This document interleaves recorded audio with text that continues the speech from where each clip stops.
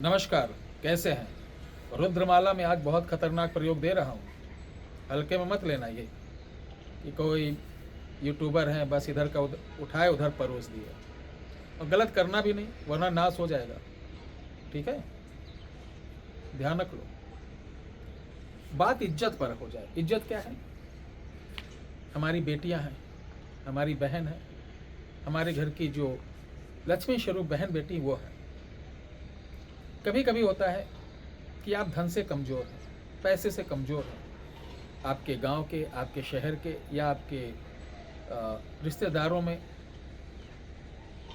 कुछ ऐसे शैतान होते हैं कि आपकी बहन बेटी के ऊपर भयंकर नज़र रखते हैं और उनके पीछे पड़ जाते हैं हाथ धोकर। यहाँ तक कि आप उन्हें समझाएंगे भी तो आपको मारने की नाना प्रकार की भयंकर धमकी देते हैं, जिससे आप डर जाते हैं। उनके सामने किसी प्रकार की आवाज़ नहीं उठा पाते हैं, ना आपकी कोई पुलिस सुनता है, ना शासन, ना प्रशासन। ये तो सत्य है। बहुत सारे लोग आते मेरे पास, कोई नहीं सुनता किसी की। गरीब आदमी की तो भूल जाओ, दुनिया में कोई भी सरकार आए, कुछ भी हो, कोई किसी की नहीं सुनता है। तो ऐसे में क्या करोगे बताओ?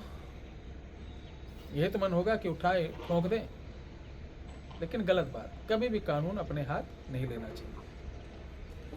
और आप दूसरा क्या सोचोगे? या तो हम घर छोड़ दें या गांव छोड़ दें। यानी टोटल सुभाष चंद्र बोस वाली थिंकिंग आप लाओगे, करो या मरो। तो प्यारे दर्शकों, घबराने की बात नहीं। आज हम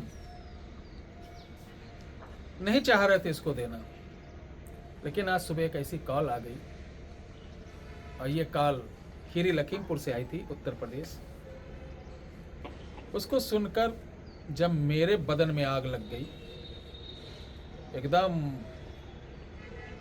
बॉडी गर्म हो गई मेरी कि ऐसे ऐसे राक्षस पड़े। खीरी लखीमपुर से एक हमारे सब्सक्राइबर हैं, उनका कॉल आया, गुरुजी हमारी एक सिस्टर है जो बीए प्रथम वर्ष की छात्रा है। मेरे पिता बाल्यकाल में ही गौलोकवासी हो गए थे, माताजी घर पे हैं, उनका भी स्वास्थ्य नहीं रहता, ठीक नहीं रहता है। मैं पढ़ाई भी करता हूँ, साथ में फास्ट फूड का छोटा सा स्टॉल रात को लगाता हूँ। बहन को पढ़ा रहा हूँ, माता का इलाज कर रहा हूँ। इससे पास के ही एक दबंग परिवार जो कि राजनीतिक के साथ बल में भी काफ़ी मजबूत है, वो लगातार मेरी सिस्टर को इस तरीके से ये चीज़ उन्होंने पूरी बात बताई, और कुछ बात ऐसी बताई कि मैं उनको आपके सामने बोल नहीं सकता हूँ, क्योंकि होता ना कि राय का पर्वत लोग बना देते हैं। तो उसने कई जगह गुहार लगाई, कई जगह उन्होंने याचना की, कहीं कोई सुनने वाला नहीं। हमने कहा बेटा रुको, मैं दोपहर तक तुम्हें कुछ प्रयोग देता हूँ। तो तभी उसके लिए मैं सोच ही रहा था क्या ऐसी चीज़ दी जाए जो एक नहीं अनेकों से निपटा जाए। आखिर दिमाग में मुझे वो प्रयोग मिल गया। ये प्रयोग मुझे सन 1987 में कुशीनगर, जब मैं हम लोगों का सभी नाथों का शिविर चल रहा था, वहाँ प्राप्त हुआ था। नेपाल से आए, जिनका नाम ही बड़ा प्यारा सा था, भोले से थे। उनको बुद्धू दास बोलते थे। बुद्धू गांव के थे, बुद्धू दास। छोटे डील के थे, बड़ी बड़ी दाढ़ियाँ, दांत टूटे हुए, मजाकिया बहुत थे, मलंग थे। तो उन्होंने ये दिया था। तो इस प्रयोग को हमने ज्यों का त्यों डायरी में लिख लिया था, और आज आप लोगों को दे रहे हैं। उन्होंने प्रयोग दिया था तो बोला था बेटा एक बात का ध्यान रखना, इसको किसी छोटी छोटी बात पे प्रयोग मत करना, किसी को देना नहीं, क्योंकि आज का इंसान क्रोधित बहुत है, और छोटी छोटी बात पर वो बड़ा नुकसान अपना भी कर लेता है। लेकिन ये प्रयोग दे रहा हूँ, चूँकि कलयुग है, बहुत राक्षस ऐसे पैदा हो गए। ये विद्या अगर मेरे साथ चली जाएगी, या मैं कहूँ नहीं बताऊँगा, तो ये अन्याय होगा। जब कोई साथ ना दे, इसका प्रयोग करिए। करना क्या है, मंगलवार को कफन, शमशान जाके कफन के टुकड़े लाना है, और उस टुकड़े के छोटे छोटे 108 टुकड़े करिए, और शमशान का ही कोयला लेना है, बबूल की लकड़ी की कलम बनाना है। ठीक है, ये सुबह जाके ले आओ, सुबह 11 बजे से पहले ले आना, और वहीं कहीं जंगल में बैठ के बना लो। उस कफन के ऊपर शमशान के कोयले को पीस कर थोड़ा से वहीं से जल ले लीजिए, थोड़ा सा जल मिलाकर, और इसकी कलम से कपड़े को किसी कॉपी के ऊपर रख के तान के लिखना उस व्यक्ति का नाम। अगर आप स्याही नहीं बना सकते तो शमशान के कोयले से ही लिख दें, सबसे बेहतर रहेगा। ठीक है, लकड़ी का कोयला होता है, उसी के कोयले से उस व्यक्ति का नाम और आगे कुटुंब लिख देना, यानी परिवार। ठीक है, फिर नीचे लिखना महाविद्येक्षणाय, लिख लो महाविद्येक्षणाय। ठीक है, क्षोभय क्षोभय,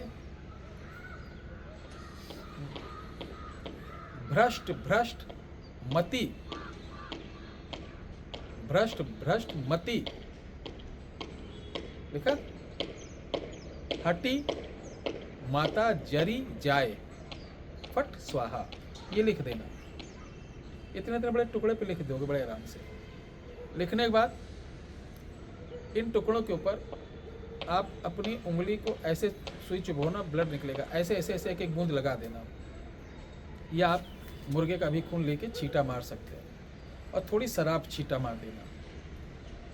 अब शमशान अगर जल रहे उसमें एक एक टुकड़ा यही बोलते हुए जला देंगे तो बहुत बढ़िया। अगर शर्म लग रही या कुछ बाधा है तो शमशान की लकड़ी ले आइए, दूर कहीं जलाकर इसी कपड़े को इसी मंत्र के साथ एक एक बोलकर जला दीजिए। इधर जलेगा नहीं, उधर आके आप देख लेना। ये बहुत खतरनाक प्रयोग है, ध्यान रखिए, बहुत खतरनाक प्रयोग है। अपनी रक्षा अपने शरीर बांध कर तभी ये प्रयोग करें। दक्षिण मुख होके जलाना है, और ये सुबह 9 बजे से शाम को 4 बजे के बीच कर ही देना है। ये वीडियो इसलिए बनाया हूँ कि लोग ये चूतियापंथी वाला बहुत वीडियो देते हैं ना, कि ये चले जाओ बीड़ी जलाते और जाओ वहाँ ये रख दो, 3 शक्तियाँ पीछे पीछे चले आएंगी, ये हो जाएगा। कहीं कुछ नहीं होता है, ऐसे शक्तियाँ नहीं आती हैं। लाल हो जाता है, समझ रहे ना, हाथ पे आ जाती है शक्तियाँ। ऐसे एक मंत्र सिद्ध करने में तो लोग 50-50 साल के बुजुर्ग हो गए हैं, आज तक कुछ कर नहीं पाए हैं। मैं बता रहा हूँ भाइयों, समय ना बर्बाद करो, नहीं तो देश का नाश करने वाले बहुत सारे लोग पड़े हैं। ठीक है, इसको करिए, लाभ उठाइए। जय श्री राम।